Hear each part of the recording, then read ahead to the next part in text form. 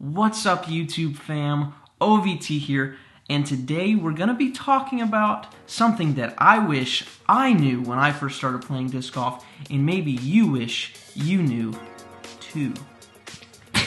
How's that? Good, huh? Not bad. Not bad. Not bad at all.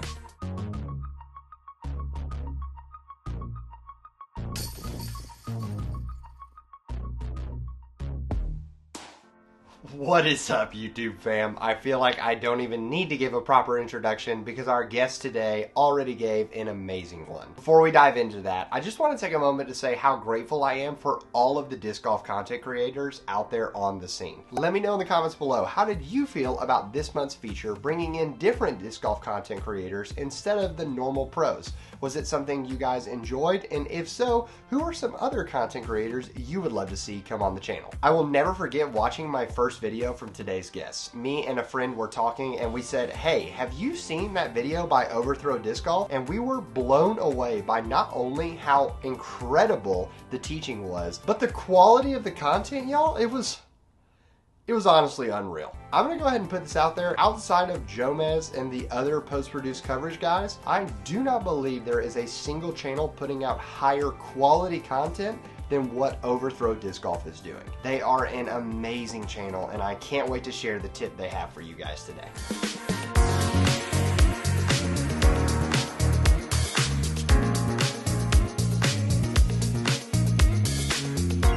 For real though, this is Overthrow Disc Golf. Thank you so much for tuning in to Robbie C's channel. The one thing that I really wish I knew when I started out was how to play within my own game. Right? It's really easy when we go play with other people, because generally you're not playing by yourself, and we see them and we're kind of peeking at what disc they're throwing, and they're throwing like a mid-range on a hole, and you're like, oh man, it's a mid-range backhand hole, right? And that's just how it's supposed to be played. And so you change, you got like your high-speed driver in your hand, and you just kind of slowly go to your bag and pop out the mid-range, because that's what good players throw here. It can be very intimidating, but learn to play within your own game.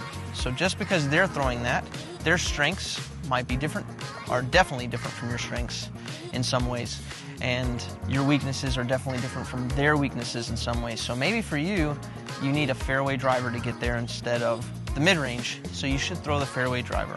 So how do you actually work on that? Well, I would recommend going out into a field and just throwing every disc that you have in your bag the way that you think you would normally throw it. Figure out what discs do what for you, because that's part of playing within your game as well, right? Is you can only throw what discs you have unless you go out and buy more.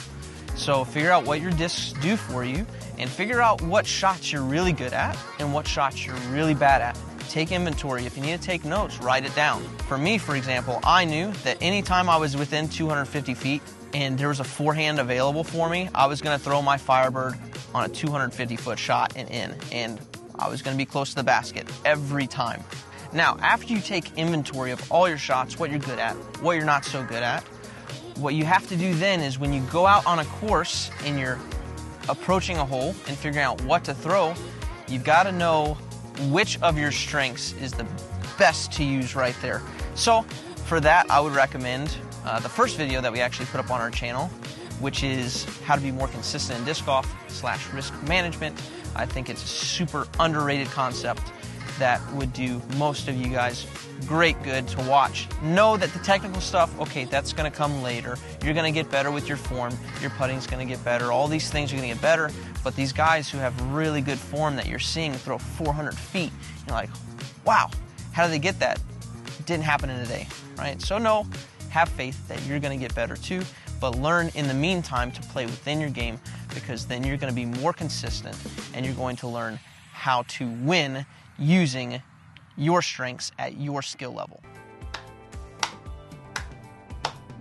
So good. Choosing to stay in your lane is going to open up so many different parts of your game. Not only are you going to find different discs and styles of throwing that you're more comfortable with, we're going to play more confident. And when we play more confident, we're going to play more consistent. And when we play more consistent, we're going to start scoring better. I'm beyond grateful for Overthrow coming on the channel and putting this together for you guys. So let's get out there and support them. You're going to find all of their social media links below, and I want you to go to their channel, subscribe subscribe, support them, follow them on Instagram, give the little hearts to every single thing they're posting. If we can get out there as disc golfers and support those who are trying to create content and help us with our game, it's going to raise the overall morale and community of our sport to a level that we can't even imagine. So let's get out there and show the amazing support that I know y'all can do. I am so grateful for every person that's come on the channel so far, and I can't wait to keep the lineup going of star-studded guests for you guys. Thank you so much for coming by, and I hope you get out there and throw putters, because throwing putters is the best. Well,